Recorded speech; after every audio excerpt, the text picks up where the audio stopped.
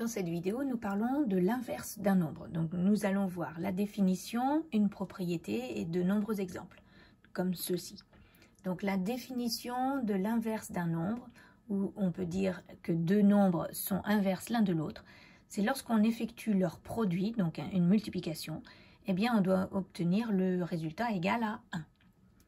Donc, des exemples, si je prends le nombre 2, son inverse, c'est 0,5, parce que si je fais la multiplication des deux nombres, 2 fois 0,5, j'obtiens bien 1.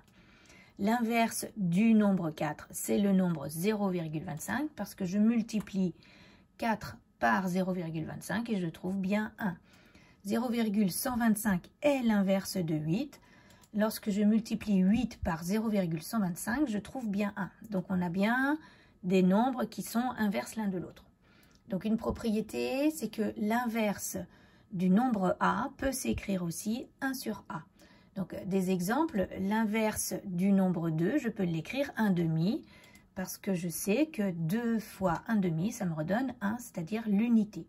L'inverse du nombre 4, c'est le nombre qui peut s'écrire 1 quart, parce que 4 multiplié par 1 quart, ça me redonne l'unité.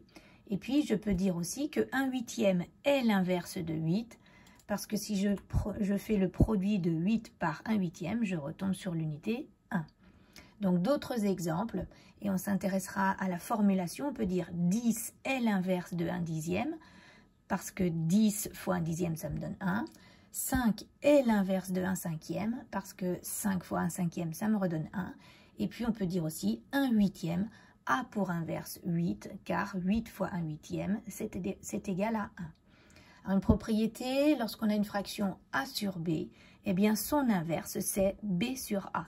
Donc souvent, on dit qu'il suffit de permuter le numérateur et le dénominateur. Donc, deux exemples. L'inverse de 8 septièmes, c'est 7 huitièmes.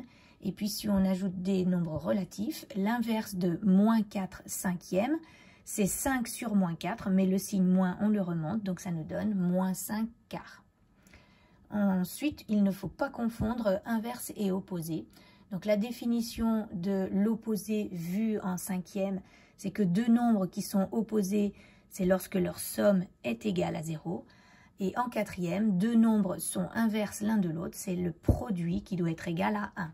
Donc, des exemples, l'opposé du nombre A, c'est moins A, alors que l'inverse du nombre A, c'est 1 sur A. Et puis, l'opposé de la fraction A sur B, c'est moins A sur B, alors que l'inverse de la fraction A sur B, c'est B sur A. Donc, voilà au niveau de l'inverse d'un nombre.